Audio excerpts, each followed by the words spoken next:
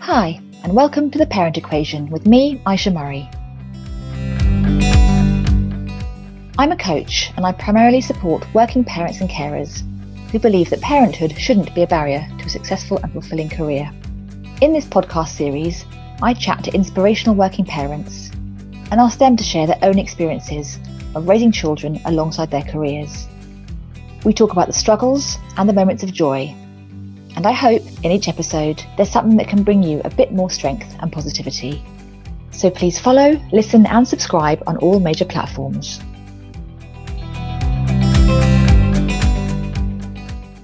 So today I'm talking to Holly Roberts, a transition coach who specifically works with expats. I've known Holly for a couple of years now as we are part of the same coaching community. And it's always fascinating to hear her view on moving around the world with her family and her 2 young children, especially I think these days during a pandemic.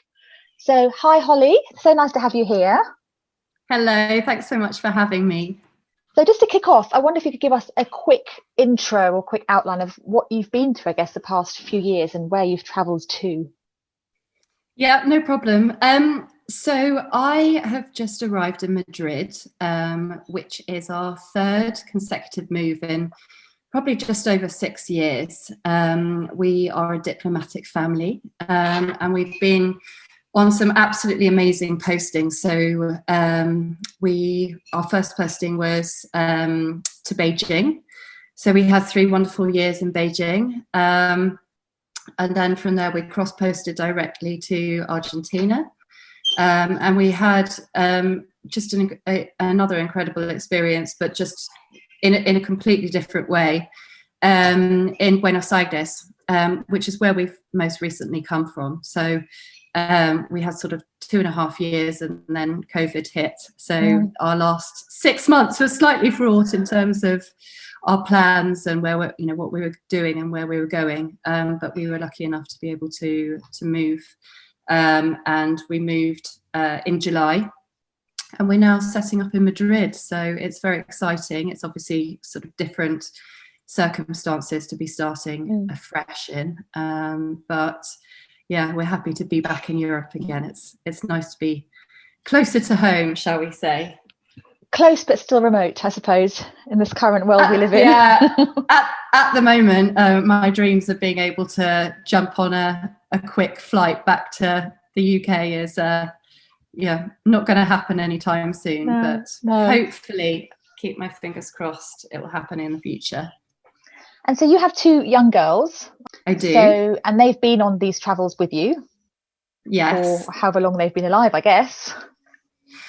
Well, yeah, when we originally moved to Beijing, so we'd had 10 years in London. Both my husband and I were working, and then we had the girls, and we were living in London, and we had a lovely life there. Very well established careers and communities, and lots going on. And we had this fabulous opportunity. I think when my husband joined the Foreign Office, we were always really excited about the opportunities and adventures and different things that being able to live in different countries would offer us. And so when the opportunity came to go and live in Beijing, we really grasped it, even though at the time, I think Beijing got, should we say, perhaps not the best press, and people were more concerned with what it was going to be like as a move for us. Obviously, there are lots of concerns about pollution and different things, but we sort of weighed it all up, and we left with a 4 and a 1-year-old, which was quite a unique experience, shall we say. Arriving in the middle of a massive city, not speaking a word of Chinese, having to get myself and the kids up to the school, even things like that are, I'm sure anyone who's lived in foreign countries without the language can appreciate the experiences of sort of getting from A to B, and how sort of quickly you go back to the very bottom of the Maslow hierarchy of needs. pyramid, and it's all you have to start from scratch, but it's an absolutely fascinating thing. And moving with kids, I think at that age, sort of 1-4, the unique opportunity it gave us at that time was to be able to spend very concentrated and precious time together as a family that I think we hadn't had when we were living in London, because obviously, your diary, and it's interesting, I talk to friends at home, and their diaries are planned up, so pre-COVID this is perhaps, but their diaries are planned up for months in advance, whereas we actually started from scratch again. And one of the really interesting things to me about being an expat and on the move constantly is going from having that full diary to the completely clear diary, and then it's really up to you about what you put in there. And so for us as a family, it was wonderful to be able to spend like really proper time together, and for me as well, my little one was only 1, so to be able to spend a bit more time with her rather than having to go straight back to work, which was what I was on the brink of doing if we stayed in the UK. But having to have a bit more time to be with her and also be with our elder daughter as well was really, really enriching, and I'm really grateful for it. And also, I guess, going to a new country for a length of time, the discovery that you do as a family together as well. So you're discovering new things every day, discovering a whole new way of life. So again, that must bring you closer together. Absolutely. I mean, my husband and I are real foodies. And so in China, it was like a proper playground for us. And we went out and discovered all these amazing places to eat, but all the cultural history and the travel opportunities that living in China at that time afforded us was just incredibly rich. And we were really lucky to be able to explore. And yes, it brought us together a lot as a family, but also it's incredible for the children to experience different cultures as well. So actually, when we left China, my youngest spoke probably slightly more Chinese than she did English, and was able to barter in the markets with no problem whatsoever. And I mean, they were treated quite uniquely over in China as well. The colour of their hair, so their little blondies, meant that we would get mobbed basically every time we went to a cultural site, which at the beginning was great, and sort of by the end, my eldest was getting a bit cheesed off with it, but it was, I think, traveling with children in these circumstances as well is an incredible icebreaker to be able to meet lots of different people, and through learning the language out there, and really kind of exploring the country, we met a lot of people, and we had incredible access to be able to sort of speak to people and learn more about the culture. And it was something that we loved. It was an incredible experience. Well, it must have been, because then you carried on to Argentina and then to Madrid. So none of this sort of made you want to come home, I guess. No, I mean, actually, I was born in Australia, and so I suppose I've always had, and we came back to the UK when I was 6 or so, but I've always had this sort of slight wanderlust. And my husband he's English, but he was born in Italy and grew up there. So we've always had that sort of idea of lots of different cultures and wanting to travel and experience, different lifestyles and different ways of doing things. So we've been very lucky to be able to have 3 now amazing opportunities to do that. So yes, we moved straight from Beijing, with a kind of 2-week spring off from the UK to see family and friends, and then arrived in Buenos Aires. I have to say that was probably the hardest move we've ever done.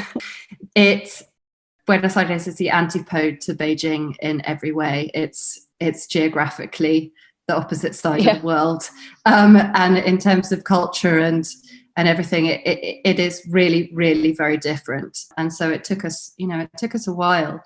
I think that was the beginning of sort of starting to understand more about expat transitions and influences my work in terms of understanding what it's like to make these kind of transitions and change, and the different cycles that we go through to be able to kind of process both your past experiences, but to be able to kind of get into the present and then move on to sort of envisaging what your life's going to look like for the next three years or so.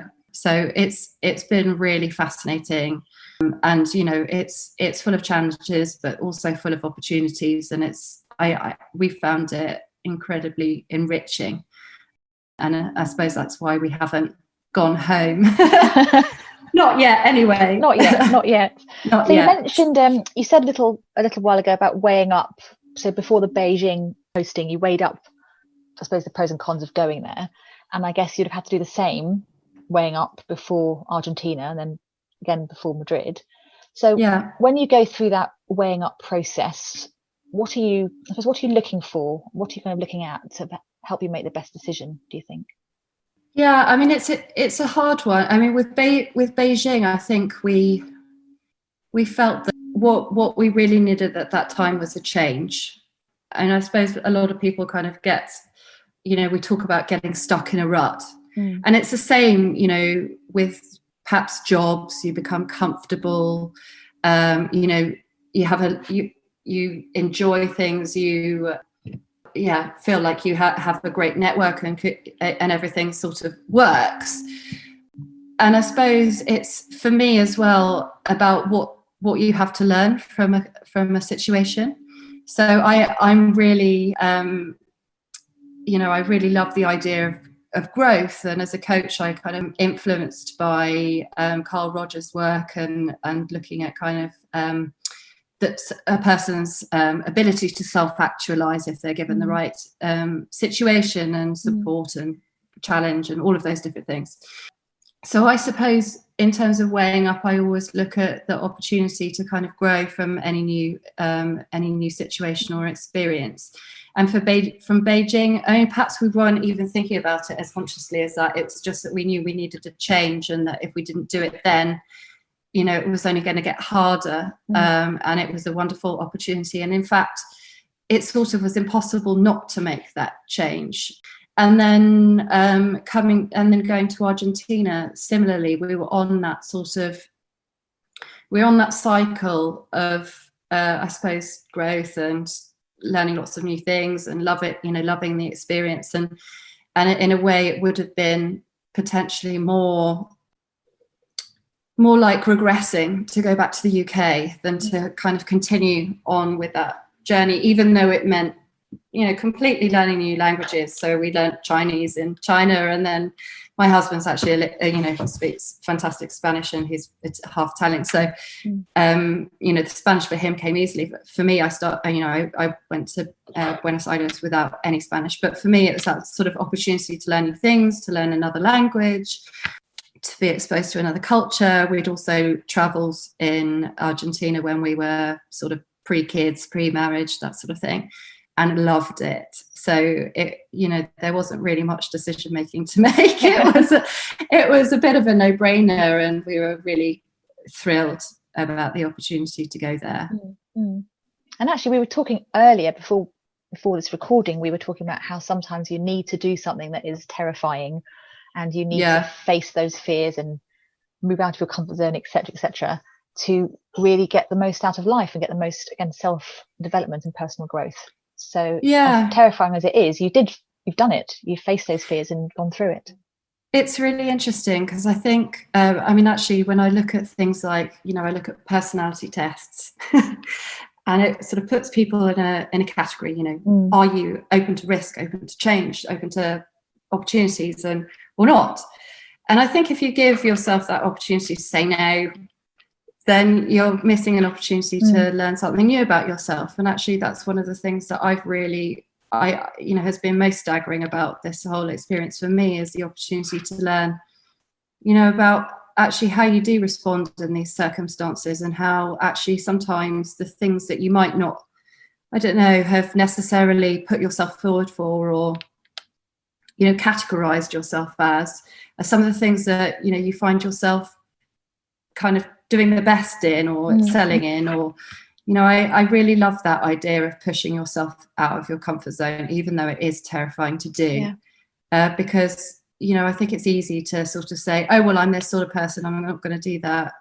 but sometimes actually taking a leap of faith, or just, because there's nothing else that you'd rather do more. It can be fascinating. And of course, that leap of faith, I suppose, doesn't need to be moving countries necessarily, and it was for you. Not at all. It could be about making any change that you might have been thinking about for a while, but you kind of always thought, maybe I'll wait until such and such circumstances present. Often we wait for all the stars to align, but actually life is not always that neat. It's not that linear. No, it's not. And so do you think, as you've had to face up to your fears and adapt to a lot of change, that's made you better at adapting to change in the long run? Yeah, I mean, I think having done this a few times now, I sort of can see the patterns. And also, having done my coaching qualification and working with people and expats, and being really interested in the change space per se. Yes, I think all of these things, you learn about yourself in the circumstances. You learn about how you deal with these things, the things that come up, the emotions that come up, and also a little bit about life and how, the kind of ups and downs of moving and change. And, I talk a lot with the people I work with, and with colleagues, about the Kubler-Ross change curve, and I think it's so valuable in being able to recognize sort of exactly what's going on. And I can recognize a lot of things that happen with my kids, with their emotions, and it gives me, it's good to know sort of perhaps what's coming next, because you've been through it. Yes, each circumstance is different and throws new challenges, throws new opportunities. But I suppose it does build up a certain amount of personal resilience, and that even if things are tough, that they're likely to get better, and how to kind of keep moving, and some of the things that sort of help you sort of process the change. So I think I do think I've got better at it. I also think that each person has their own unique way of dealing with these scenarios, and different things work for different people. And I always sort of think that it's an incredible thing to see how people adapt to different circumstances when they might not have ever seen themselves adapting in that way, or I think they can sort of see unexpected things in themselves, which is a really amazing thing. So you can see that in yourself because you've been through it. Secondly, you're also a coach, so you can sort of see the impact of change on you personally. But when it comes to your kids, who are still young kids, how do you help them adapt these sort of massive changes that they're going through? Yeah, I mean, it's a very good question, and I think the impact on the kids gets greater and gets stronger as the children get older, obviously. So moving with my little ones, at the beginning they were sort of delighted because they were in a completely new environment, and delighted by new school and lots of new things and lots of more time with parents, and so that, and I suppose any kind of massive emotional curves that they had through that time, my little one was really quite on an even keel, and kept us all grounded, I should think. my 4-year-old at the time, she, you could see the emotional strain after a while, because you start new things, you're starting new school, so you get the immediate, well, first of all, everything great, and then more tantrums and those sorts of things, and I think for me, it's the important thing is always just to be able to hold them and to let them feel their experience, their emotions, and to be able to talk about that. And obviously that's changed depending on their age and where we've been. So in Argentina, we had a fantastic school, and the kids were were kind of welcomed into an incredibly globally diverse community, and so they felt like they kind of fitted into that really well. But even despite that, I saw a lot more kind of highs and lows of emotions from my elder daughter, and preparing them for that is something that is difficult, because you want them to experience each thing in a genuine way without being prepped or worried or any of those things. And her emotions could at times were quite tumultuous, but I always felt the best way to be able to deal with it was to be able to just be present with that. And as hard as it is as a parent to be able to see your child suffering or having a difficult time, you want them also to know that you're there, and that it's okay and it's normal to feel all of those things, and that things will get better, and but it validates all of their feelings and emotions. And that's really important for me as a mum. And here it's been the same. We're coming back to Europe, but we're still we've still left friends. We left in the middle of a pandemic. My kids hadn't been to school since March. They didn't get to say goodbye to any of their friends. All of the things that we would normally do that are so important, like giving proper endings and being able to acknowledge friends and the time that they spent together, and all of those things that both we do and the school would do in spades, just wasn't possible. So I'm doing a lot of sort of back help now, because and we talk a lot about the different things that are coming up for them in a school day, because it's not easy to make constant transitions. And while I know that they will be fine, it's really important for them to know that they've got the support, and that they can be really open with how they feel. And we are. And I think it's really important for them to be able to say how we're feeling. So often we do, we do a proper check-in, and they talk to me about, the different things that are going on with friendships, or, their different kind of worries, or any of those things. And it's important to be able to talk about it, but also to kind of, I try and use some of my coaching with them and help them come up with their own solutions to things. Not always the easiest. Not always the solution you're looking for. Definitely not. But I think in terms of, we talk a lot as well in this sort of expat sphere about these third culture kids that are growing up without, their national identity, or whatever you might call it. But taking on identities of other cultures, and all sort of being a mix. But I have to say, for all the kind of, I think third culture kids are sort of described as having less sort of strong, deep kind of roots, but more sort of surface. But it does give them incredible ability for resilience, and also adaptability, and interest in different cultures, and just more of an understanding about the world, or different perspectives and different point of view. So yes, there's no doubt it has, this kind of lifestyle has some negatives, but there are a huge amount of positives to be gained as well. And I feel like that it adds a sort of rich dynamic to kind of them. Definitely. As people. And I think you talk about keeping children included in the conversation, and keeping the household open to discussing their emotions, and everyone being honest with each other. And I think that applies so much at the moment with everything that the whole world is going through, and making sure that we talk to our children about the crisis that's going on for everybody, and hear what they're saying, get their perspectives, get their point of view, and don't just assume because they're kids they don't really know what's going on. Absolutely. They are so tuned into this whole thing.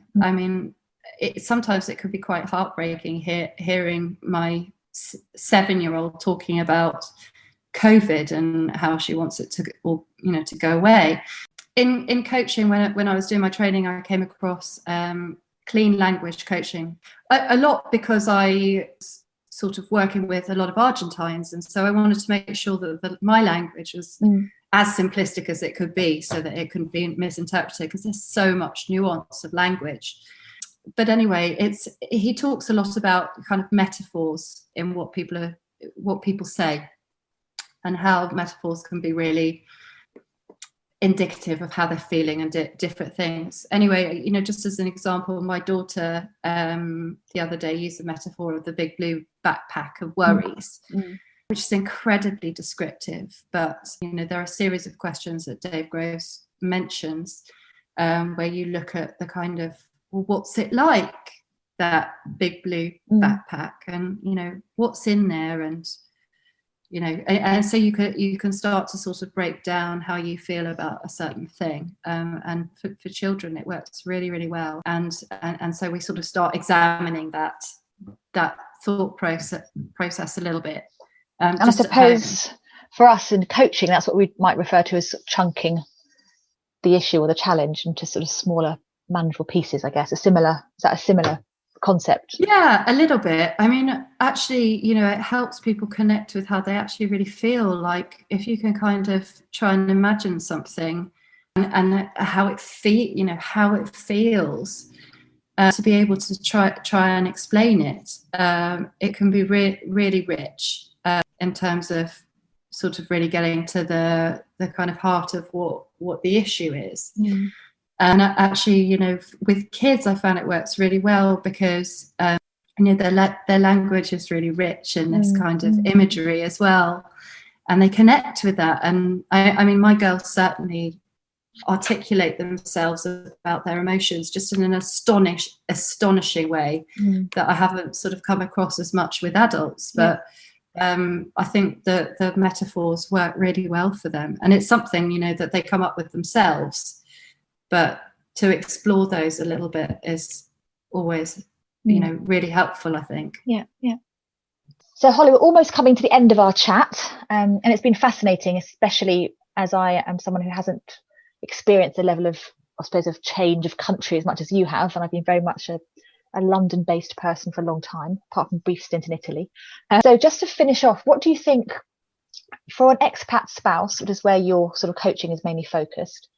As an expat spouse facing a similar situation to you and the things you've been through, what would be your sort of top tips or top piece of advice for someone in that situation?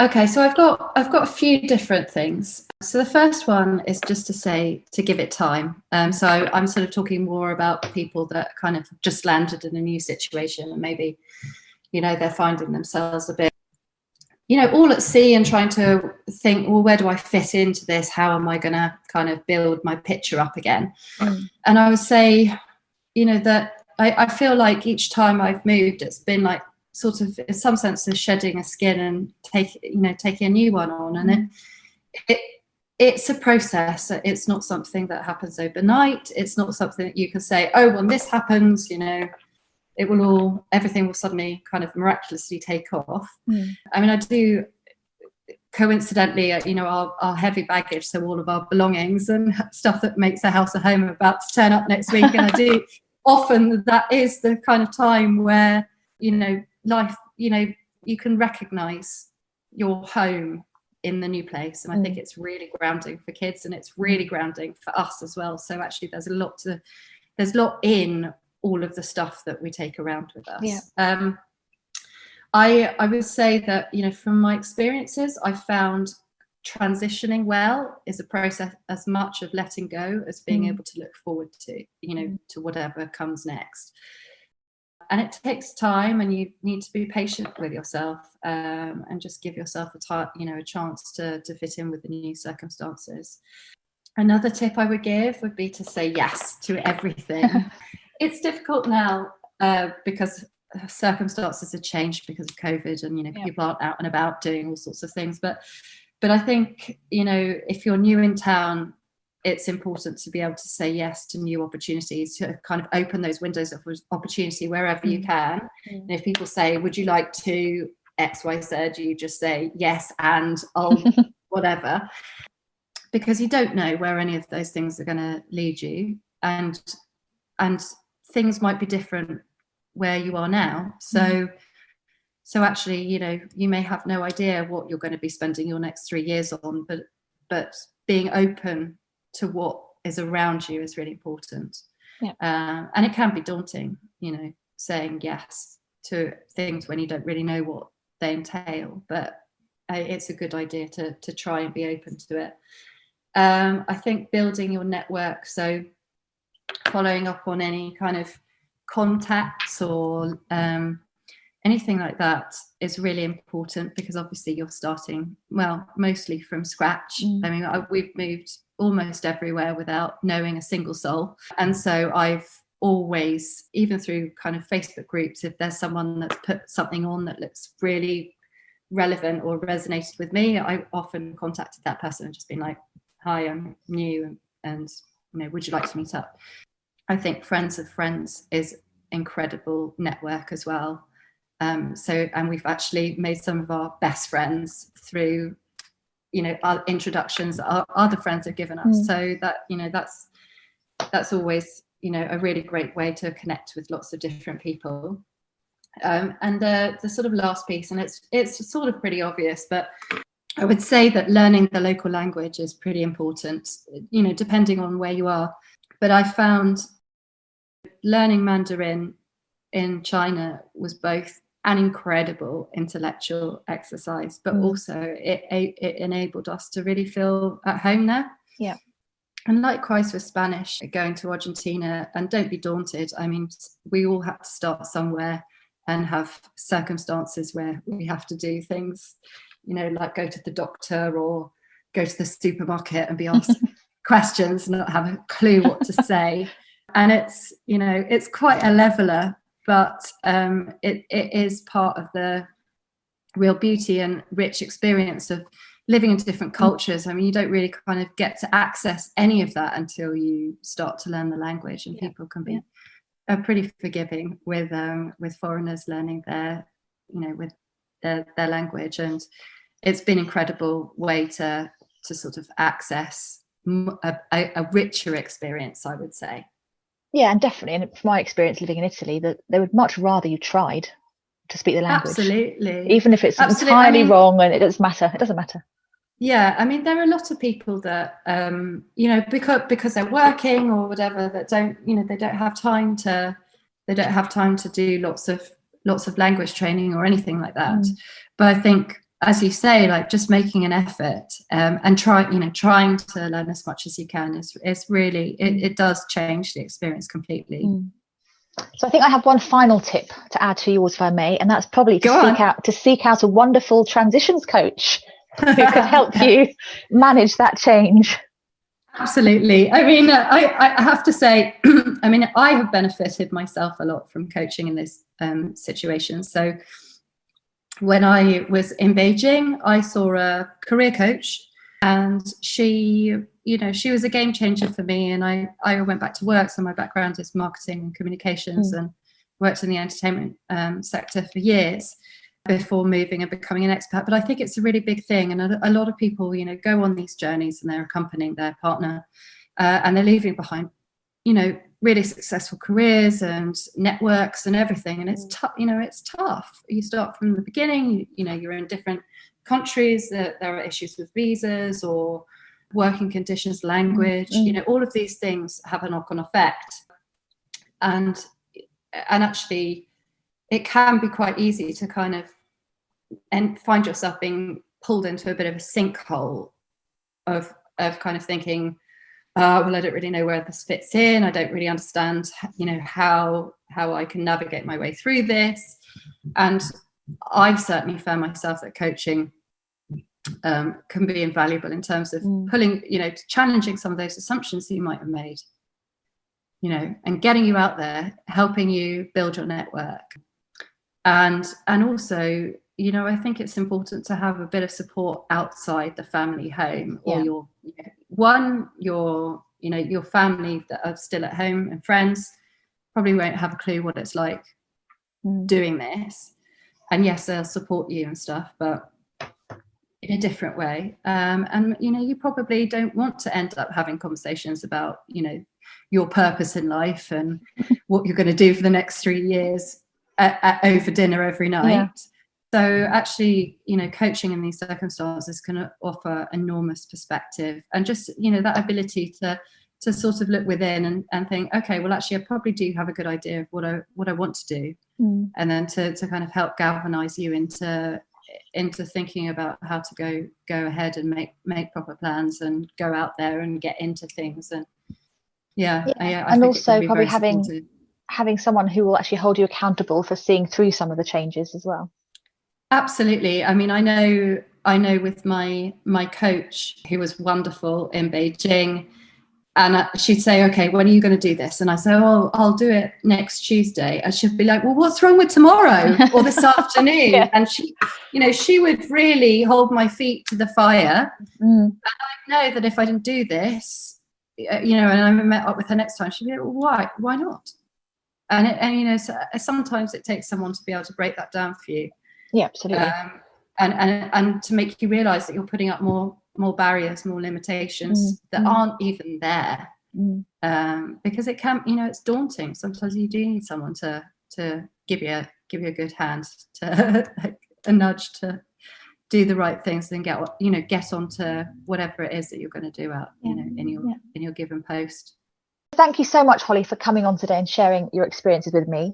And for anybody who is in the same situation, an expat who is facing that challenge and needs some support getting through it, how can people best get in touch with you? So first of all, thank you so much. It's been really lovely to chat to you, and thanks for the opportunity to be able to share my story. And I hope that if anyone hears this and it resonates with you and you feel like reaching out, then please do.